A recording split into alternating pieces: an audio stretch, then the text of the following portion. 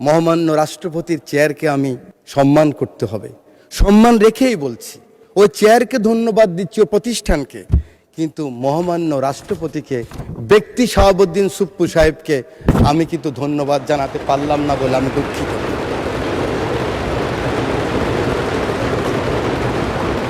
আমার মা সংসদে বসার মতো ভাষা এই পার্লামেন্টে ব্যবহৃত হয় নাই। এরকম টোকেন দিয়ে দিয়ে সংসদ নেতা ছিলেন ফ্যাসিস্ট, এই চেয়ারে বসা ছিলেন হাসিনা। উনি টোকেন দিতেন যুব মহিলা লীগের নেত্রীদেরকে। কিভাবে মন্দ বলা যায়, কিভাবে তারেক রহমান সম্বন্ধে মন্দ বলা যায়, কিভাবে খালেদা জিয়া সম্বন্ধে মন্দ বলা যায়। ৭১, ৯০ এবং ২৪-এর রক্তাক্ত জুলাই বিপ্লব, বর্ষা বিপ্লব, এই বিপ্লবে যারা শহীদ হয়েছেন, বিশেষ করে এই জুলাই বিপ্লবে যাদের রক্তের বিনিময়ে, আকাঙ্ক্ষার বিনিময়ে আজকে মহান সংসদে আমরা যারা সবাই এই বিপ্লবে অংশগ্রহণ করার সুযোগ হয়েছিল, আমাদের পরবর্তী ১০০ বছরের প্রজন্ম জানবে যে আমার পিতা, আমার দাদু এই সংসদে আবার কখন ঢুকতে পারবে চিন্তাই করেনি যারা। ২০১৪ সালের ৫ই জানুয়ারি হঠাৎ করে এখান থেকে বেরিয়ে গেলাম। আমার পাশে আমার অনেক বন্ধু সেদিন এই সংসদে ছিল। ওরা বলতে পারবে এরকম একটি বিপ্লবের মাধ্যমে, যেখানে এই সংসদ ভবনের লুকিয়ে আছে শুনে প্রত্যেকটি রুম ভেঙে ফেলেছে।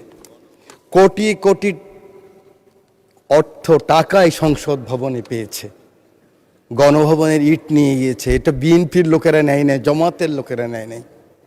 এটা ফাইয়াজের মারা নেন নাই, আকরামের মারা নেন নাই, আবু সাইদের আম্মা নেন নাই। এটা বাংলাদেশের রিকশাওয়ালা, শ্রমিক, জনতা সকলে ক্ষোভের বহিঃপ্রকাশ ছিল সেদিনকার সেই সমাপনী আন্দোলন। সেই সমস্ত শহীদদের আত্মার মাগফিরাত কামনা করছি। আল্লাহ যেন তাদেরকে বেহেশতের সর্বোচ্চ মাকাম দান করেন। মাননীয় স্পিকার, শহীদ মোহাম্মদ শামীম, শহীদ মোহাম্মদ সবুজ, শহীদ মোহাম্মদ হাসান, শহীদ মোহাম্মদ মাজারুল ইসলাম, মোহাম্মদ ফেরদাউস শহীদ যুবদল নেতা, আরিফ ছাত্রদল নেতা, আপনারা হঠাৎ করে মনে করছেন নামগুলি কোত্থেকে আসলো?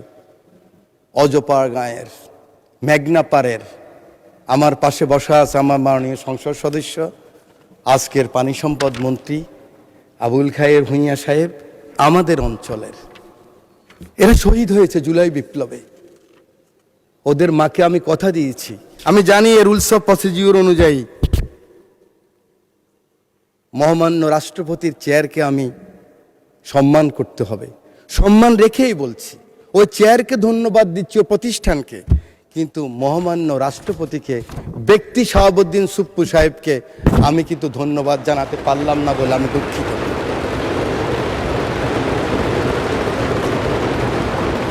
মাননীয় স্পিকার, শহীদ প্রেসিডেন্ট জিয়াউর রহমানকে স্মরণ করছি। আমার প্রিয় নেত্রী, আমার মা বেগম খালেদা জিয়া জীবনের শেষ পর্যায়ে এই চেয়ারে বসা ছিলেন 9th পার্লামেন্টে। তার পিছনে ছিলেন জনাব ফারুক সাহেব, আমরা ছিলাম, পার্থ সাহেব ছিলেন। প্রথম দিন 1/11-এর পরে আমরা যখন 26 জন, ম্যাডাম খালেদা জিয়া 3 জন, 29 জন ছোট্ট রুমের মধ্যে পার্লামেন্ট পার্টির মিটিং হলেন, আমি সাইকোলজির ছাত্র, আরেকদিন বলেছিলাম, মুখ দেখেই বুঝেছি ম্যাডামের মনে অনেক কষ্ট। ম্যাডাম নিঃশ্বাস ছাড়লেন, বাম দিকে খন্দকার দেলোয়ার সাহেব বললেন আর এই রাজনীতি করা হবে না, আপনারা যান, আমরা বয়কট করব। আওয়ামী লীগ আসলে আওয়ামী লীগ বয়কট করবে, আমরাও তো অনুষ্ঠানে যাব না, আমরা আসলে আওয়ামী লীগ আসবে না, এই রাজনীতি বন্ধ করতে হবে। 5 জনকে পাঠালেন, আমরা সেখানে গেলাম ওত অনুষ্ঠানে। সংসদ শুরু হলো, 1.5 মাসের মাথায় বিশ্বাস করেন আমার মা সংসদে বসার মতো ভাষা এই পার্লামেন্টে ব্যবহৃত হয় নাই। এরকম টোকেন দিয়ে দিয়ে সংসদ নেতা ছিলেন ফ্যাসিস্ট, এই চেয়ারে বসা ছিলেন হাসিনা। উনি টোকেন দিতেন যুব মহিলা লীগের নেত্রীদেরকে। কিভাবে মন্দ বলা যায়, কিভাবে তারেক রহমান সম্বন্ধে মন্দ বলা যায়, কিভাবে খালেদা জিয়া সম্বন্ধে মন্দ বলা যায়। তারপরও সেই সংসদে আমরা ছিলাম। আজকে আমার নেতা শহীদ প্রেসিডেন্ট জিয়াউর রহমান রাজনীতিটা শুরু করলেন কিভাবে, গ্রোম করলেন কিভাবে। আমি তখন স্কুল থেকে কলেজে এসেছি। উনি ছাত্র, শিক্ষক, সাংবাদিক, সমাজের বিভিন্ন স্তরের মানুষকে নিয়ে গেলেন, সাংস্কৃতিক কর্মীদেরকে হিজবুল বাহারে, সেখানে তাদের সাথে আলোচনা করলেন। আমার সুযোগ হয়েছিল, আমি ফার্স্ট ইয়ার থেকে সেকেন্ড ইয়ার উঠলাম বিশ্ববিদ্যালয়ে। উলসি যদুনাথপুরে নিয়ে গেলেন আমাদেরকে, চট্টগ্রাম বিশ্ববিদ্যালয় থেকে ফার্স্ট সেকেন্ড যারা হয়েছে। 8 ঘন্টা ছিলাম। ওই হাতের স্পর্শ, ওই কথা, ওই ভীষণ এখনো মনের ভিতরে ভাসে। হয়ে গেলাম জাতীয়তাবাদী শক্তির একজন সৈনিক। আল্লাহ এই দুই নেতা এবং নেত্রীকে বেহেশতের সর্বোচ্চ মাকাম দান করুক। সময় নেই, বলতে পারবো না, শুধু বলতে চাই, আর কত যুদ্ধ, আর কত তর্ক, আর কত বিতর্ক, আর কত ছোট করা। এই সংসদটাকে আসুন না সকলে মিলে, সকলের সংসদ, আকাঙ্ক্ষার সংসদ, বাংলাদেশের 16 কোটি 17 কোটি মানুষ যে সংসদ চায়। আমি এখানে যত কথাই বলি, আমি মনে করি আপনাকে ঘায়েল করেছি, আপনি মনে করেন আমাকে ঘায়েল করেছেন, কিন্তু বাংলার কৃষক, বাংলার শ্রমিক, বাংলার জেলে সে কিন্তু বোঝে আমার কথা সঠিক না আপনার কথা সঠিক। আমার মহাসচিব মহোদয় এখানে বসা আছেন।